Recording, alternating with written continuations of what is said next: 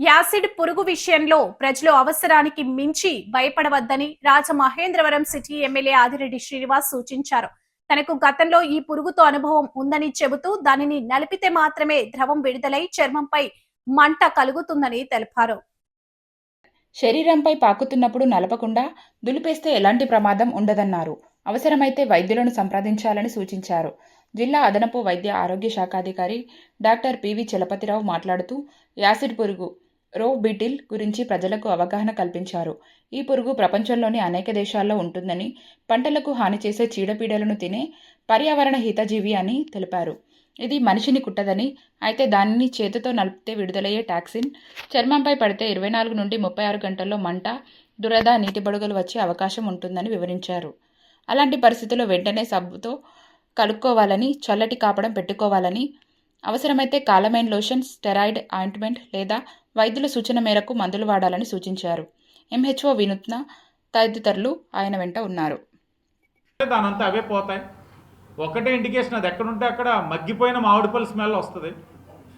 ఇవన్నీ అనుభవంతో చెప్తున్నాను,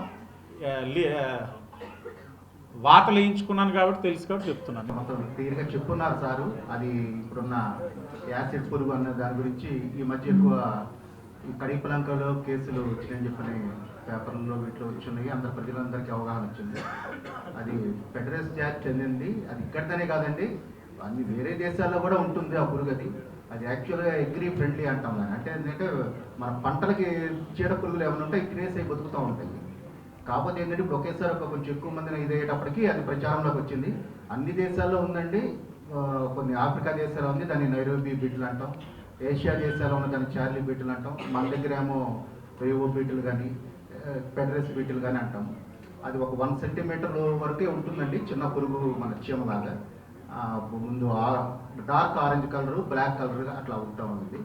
అది అక్కడ చల్లటి ప్రదేశాల్లో కొంచెం ఎక్కువ మన లైట్ ఉన్న చోట అవి కొంచెం స్ప్రెడ్ అవుతూ ఉంటాయి.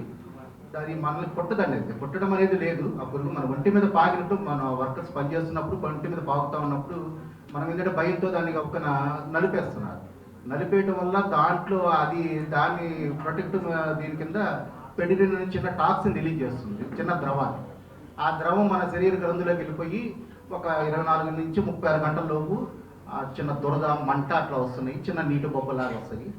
మనం దాన్ని నలపకుండా ఉంటే ఏమి కాదండి, దాన్ని దులిపేయటం చేసేయాలి. లేదు పొరపాటున మన ఇదిలో ఒత్తిడిలో నలిపి ఉంటే కనుక ఎమ్మటే ఇమీడియట్గా కొంచెం సోపు వాటర్తో క్లీన్ చేసేసుకుంటే ఎమ్మటే ఆ టాక్సిన్ యొక్క పవర్ తగ్గిపోతుంది.